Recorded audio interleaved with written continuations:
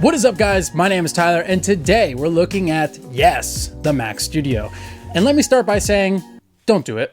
Let's talk about why. The Mac Studio released just a couple weeks ago after Apple announced it during their spring event alongside the Studio Display, a budget version of the Pro Display XDR, which I'll have a separate video on soon. So make sure to subscribe if you want to hear more about that. But for now, let's talk Mac Studio. The model I reviewed is a base model Studio with the M1 Max, 32 gigabytes of RAM, and 512 gigabytes of storage. So, the Mac Studio is essentially Apple's awkward middle child between the Mac Mini and the Mac Pro. It even looks a lot like the Mini in a lot of ways, just chunkier. While it is a bit thicker, the Mac Studio still retains that Apple appeal by being all aluminum, simple, and clean looking. There's one single LED light in the bottom right of the front of the machine to indicate power, and a giant Apple logo on the top in case you forgot it was a Mac. Also up front, you're getting two very welcome set of ports, including two USB-C ports and an SDXC slot, because yeah, we still use SD cards in 2022. No, really, this is a big deal. If you know, you know. Turning the Mac Studio around to the business end, we'll review a slew of ports, including 4 Thunderbolt USB-C ports, a 10 gigabit Ethernet port, power, 2 USB-A ports, an HDMI port, and a high impedance headphone jack, much like you'd find on the MacBook Pros, followed by, of course, the physical power button. I can't credit Apple enough for giving us the ports we need, especially given the lack of ports on most Pro devices these days. As someone who actually is a professional videographer, photographer, having more ports makes getting work done easier, even if it isn't as elegant or pretty. I know I'm not the only one who has said this, but let me just show you what I typically have plugged into the back of my Mac Studio on a daily basis. Trust me, we need the ports. Above all those ports, you'll find a beautiful sea of tiny holes for ventilation, which is used to vent out hot air from the much larger cooler on the Mac Studio. However, after nearly a month of hardcore use, I have never once heard the fans kick on and never saw signs of overheating, even when editing and multitasking. Then again, my studio, see what I did there, is in a basement, which tends to run somewhere in the low 60s, hence the hoodie or jacket. That's in freedom units for you non-believers. So I never expected heat to be an issue in the first place. In any case, that was one of the major design adjustments for the Mac Studio that differentiate it from the Mac Mini. While I don't plan to pull mine apart, iFixit has a great video detailing the interior of the Mac Studio, and you'll see that there are some pretty major changes to the cooling solution.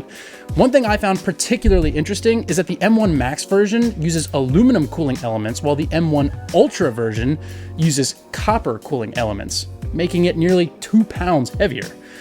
Neat. Speaking of cooling, if you're wondering where the Mac Studio gets its air from, it's from the circle of holes in the bottom of the machine pulling in cool air from the base. The only thing I don't like about the outside of the Mac Studio is the rubber or plastic used on that base. It's not nearly grippy enough and often slides around when I plug things into it, which is kind of annoying. But it's a minor gripe I've had even with the feet on the MacBook Pros, so maybe one day they'll address it. All right, enough about the physical bits. Let's talk about the actual user experience. To preface this section, I'll assume that if you're watching this, it's because you're a professional looking to see if the Mac Studio is worth either A, upgrading to from another Mac, or B, looking to see if it's worth switching to from a PC. If that's not you, then let me stop you here by again saying, don't do it. There are much better options if you're looking for a solid all-around machine, even from the Apple lineup. So if you're not planning to use this for professional work, I say look more toward the M1 iMac or Mac Mini. Okay, so as I mentioned, I'm a professional videographer and photographer, and I mainly record in either ProRes 4K 10-bit or H.265, which means editing can sometimes be a nightmare, especially for those H.265 files. Now, as someone who was previously an avid Premiere user, I highly recommend using Final Cut Pro on the Mac, as it simply is more optimized across the board. But in either case, the new media encoding hardware on the M1 Pro, Max, and Ultra make editing any footage a complete breeze. I personally have had no issues scrubbing through H.265, ProRes, or even RAW footage within Final Cut Pro on this machine. To be honest, I never had an issue while editing on the M1 Pro MacBook Pro either. I really can't say enough nice things about the editing experience on the Mac Studio. But to be honest, any of the M1 Pro to Ultra machines will be a great experience for editing, whether you're editing photos in Lightroom or editing 8K ProRes footage in Final Cut Pro. However, I will note I have not used Premiere on this machine, so if you're a Premiere fan, your mileage may vary, but keep in mind, Premiere is not nearly as optimized for M1 and probably never will be, so don't get your hopes up. Some of you may be wondering about RAM and how much you need. Well, coming from the 16 gigabytes on my M1 Pro MacBook Pro, I can tell you that 16 to 32 gigabytes is the sweet spot for these M1 machines, so long as you're not doing hardcore 3D rendering. Unfortunately, I don't have any CAD work, so I can't speak to that experience, but what I can say is that having 32 gigabytes of RAM, given it's the base amount on the Mac Studio, is a very comfortable amount for light to heavy video editing while multitasking with both Lightroom and Photoshop open at the same time. Render times are about the same between my M1 Pro 16 gigabytes and M1 Max 32 gigabytes, at least in my testing. So don't expect a night and day difference if you're coming from the M1 Pro. In my opinion, 32 gigabytes is a perfect spot for us photo video editors who like to multitask and likely have 2 to 3 displays connected at once. If you're a heavy CAD or Xcode professional, maybe consider 64 gigabytes depending on your workload, especially if you're working with AI or machine learning. Outside of work, the Mac Studio performs exactly as you would expect. It's fast. I really don't have much to say here other than that it's just more of the same. And that's not a bad thing. The Mac Studio won't completely blow your mind if you're coming from a previous M1 machine. It's just more of the things we already loved about M1, just with more headroom and less worrying about a battery. Other than that, the Mac Studio is meant to quietly sit on your desk, right below your display, and just work. And in my experience, it does just that. And that's all I want from a studio machine. So why did I say in the beginning of this video, don't do it?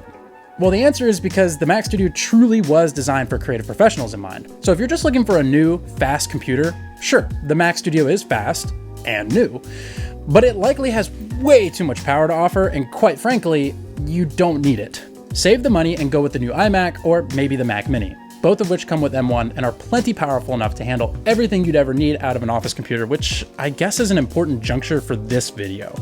The Mac Studio is not an office computer.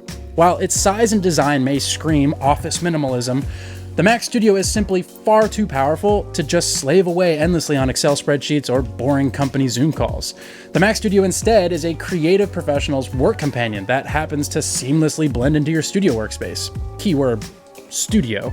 So unless you're a music producer, illustrator, 3D designer, videographer, photographer, Xcode software developer, or just a professional artist, don't do it. The value simply isn't there, starting at $2,000. Heck, if you have $2,000 burning a hole in your pocket, buy the M1 Pro MacBook Pro 14-inch.